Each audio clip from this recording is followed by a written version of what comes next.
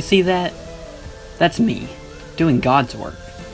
I know I'm just washing cars, but that is my preacher's car, so I think it counts.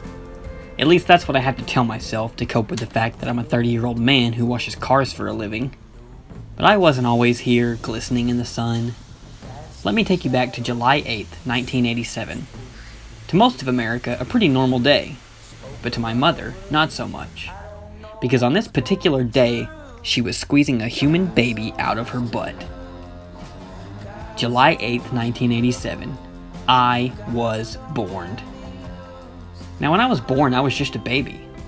But I knew, even then, that one day, somehow, I would grow myself into a man. I just didn't know when or how. I didn't really know anything. I was just a stupid baby. My brain was only about as big as a golf ball. Early in my life, people were always talking about how I was a child prodigy because of how smart I was. And those people were my parents. Other people said things like, he colors in the lines pretty good, and hey, that kid smells weird. The fact of the matter was, I did color in the lines pretty good, and I did have a lot of potential. When I was in 4th grade, I read at a 9th grade level. But then when I was in 9th grade, I read mostly cereal boxes. It was a sharp decline.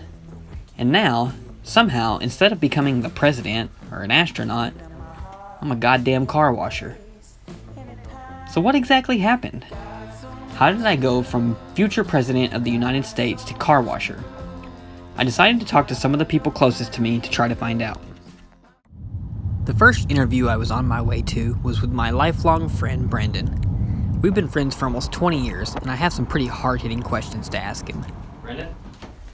How you doing today, buddy? Pretty good. Ready to answer some questions? Sure. And this is a documentary about me and my search for meaning in my life. Okay, first question. How attractive do you think I am on a scale of 1 to 10? 1 being Ryan Gosling from The Notebook, and 10 being Legends of the Fall Brad Pitt. I don't know. What would a 6 be? 6, that would be Magnum P.I. Tom Selleck. Is this even relevant to the film? Absolutely it is. No, it wasn't. I just realized I'd been friends with Brandon for 20 years, and never knew which one of us he thought was the hot one. 4, I guess, then. Okay, High School Musical Zac Efron. That sounds about right. It was obvious now that he thought I was the ugly one, because he was easily a Tom Selleck Magnum P.I. Are you monologuing in your head again?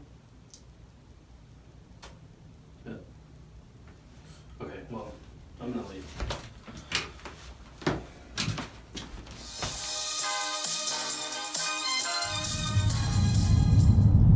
Well, that interview didn't really answer any of my life questions. It was just something I needed to know.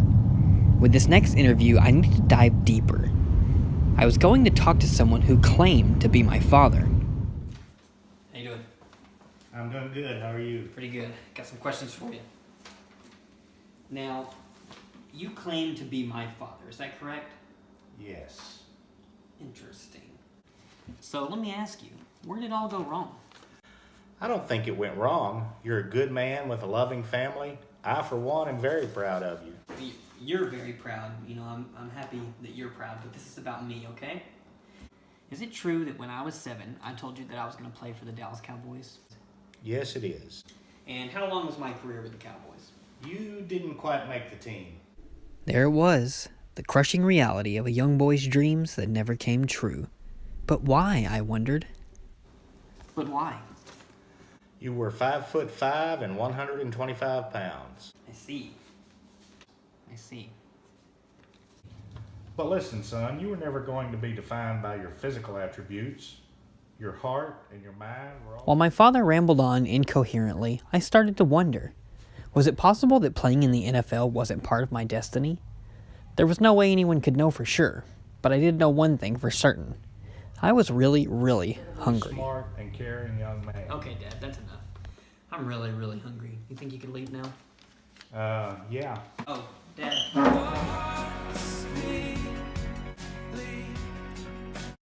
Can I have some money for tacos?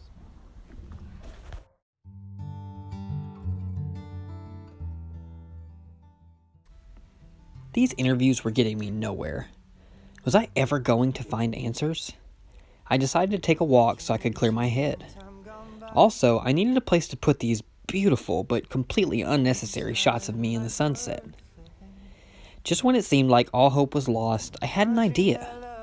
I decided to talk to the oldest person I know, because old people are supposedly very wise, even though they can't figure out the internet or how not to be racist. Either way, I talked to my grandmother. Dreams were made and used, not wasted. Hello, Grandma. Hello, my boy. What was Abraham Lincoln like? What do you mean? Well, people used to think I was going to be the president one day, so I just kind of wanted to hear what our greatest president was like from someone who had experienced it firsthand. Just how old do you think I am? It's not important. Just tell me what you think happened to make me fail so badly at life. You haven't failed at life. You've barely lived a life. You still have time to accomplish a lot of great things. But I'm already 30, and I read somewhere once that it's all downhill from there. Where did you read that? On a novelty t-shirt. Well, it's not true. I've done a lot of meaningful things since 30, and now I'm 3 times older than you. So that means you're 900 years old? Oh, God. Wow. Could it be true? Could old people really be smart? Could I still have great accomplishments left to achieve? And most importantly, am I really as handsome as High School Musical Zac Efron? I guess I have the next 870 years to figure it all out.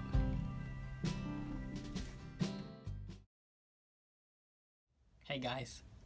So I guess the lesson to be learned here is there isn't one right moment to pursue your dreams, because every moment is the right moment.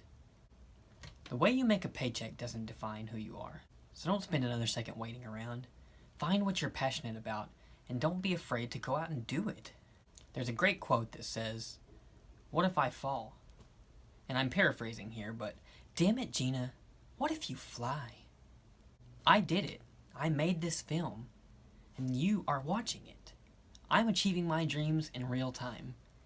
And if I can do it, you can do it, because I'm just a big dumb idiot.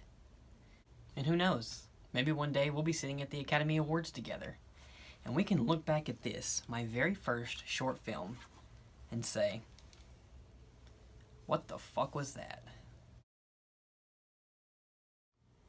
The Legend of Michael Lester. Destined for Destiny.